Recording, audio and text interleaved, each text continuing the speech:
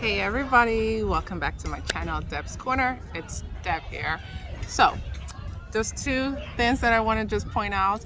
I am at the park right now, so if you hear a bunch of noise, kids are playing, it's noisy, but just please try to tune that out and listen more to the message of this video. Secondly, I have a hat on because I'm directly under the sun, so yeah, I don't want to get sunburned, so I do have my sunscreen on, but I'm still sitting on the sun and I don't want to get sunburned. So in this video, I'm going to be discussing how to live on one income, especially if you or your spouse or your significant other is bringing in the dough and you're just dependent on that one income. Here are some tips to help you live your best life with just one income. So let's get into the video. So I have 6 tips or 6 ways to live with one income. So number 1 is having an emergency fund. So I think in a previous video I discussed tips on how to actually start your own emergency fund. Pretty easy, but yeah. Tip number 1, have an emergency fund, especially if you are in a household where there's one income, meaning you or your spouse or your significant other is making the dough and then you are just dependent on that one income. And to live on one income, you don't have to suffer. You don't have to live to a point where you're deprived of everything. You can still live your best life and still live on one income. So tip number 1, have an emergency fund. Goes a long way. That emergency fund covers everything, right? So say for instance, that one spouse that you're dependent on their income, they lose their job and they have to find another job.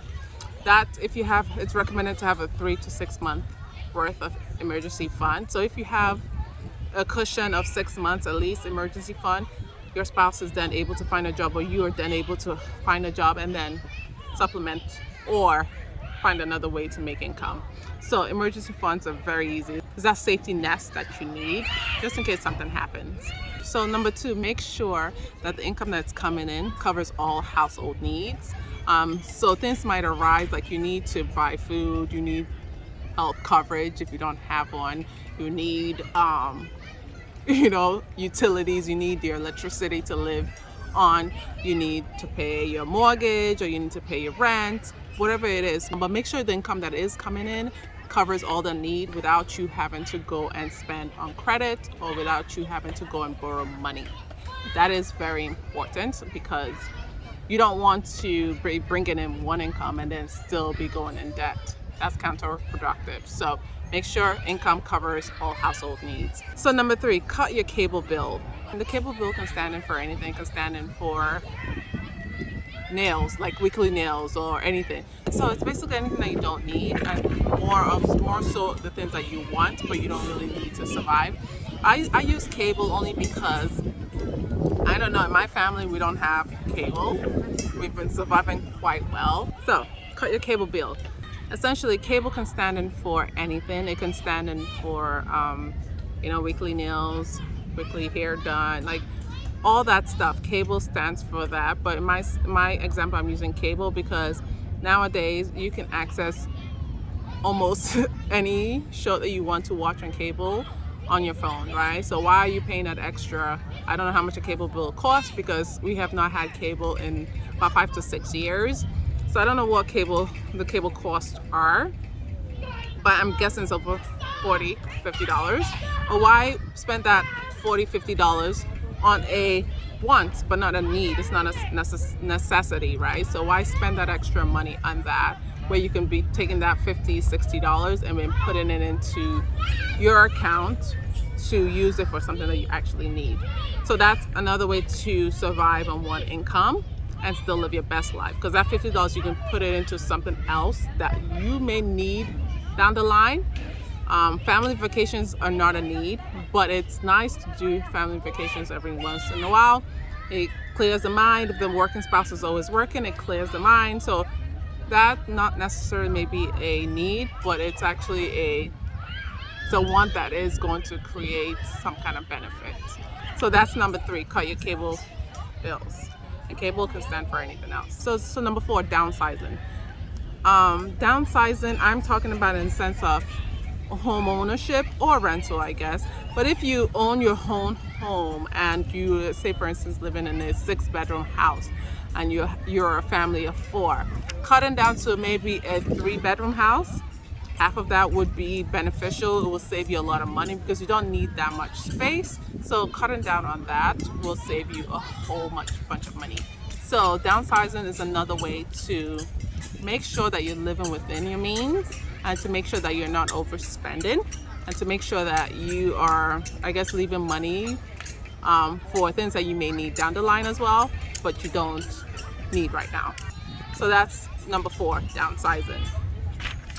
Number 5, get rid of debt.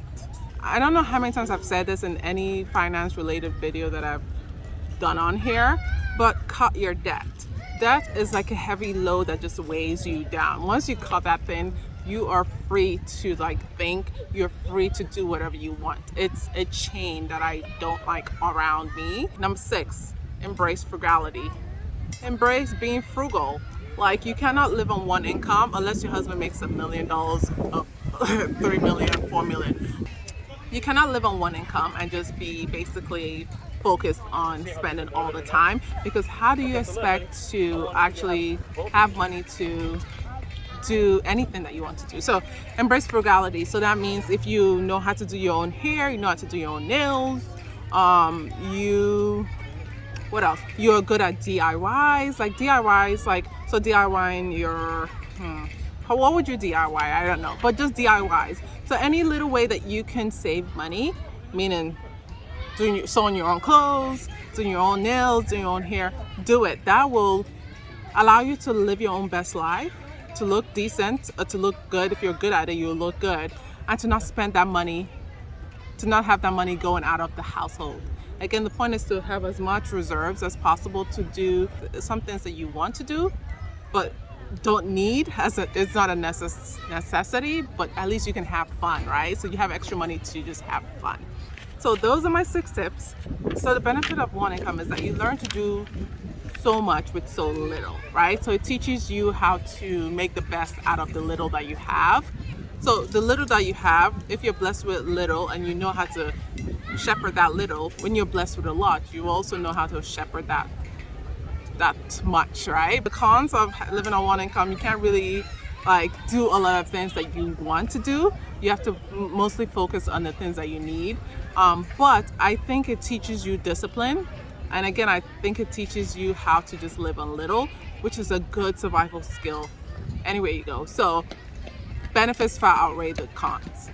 So until my next video, I'll see you guys soon. Take care. Bye.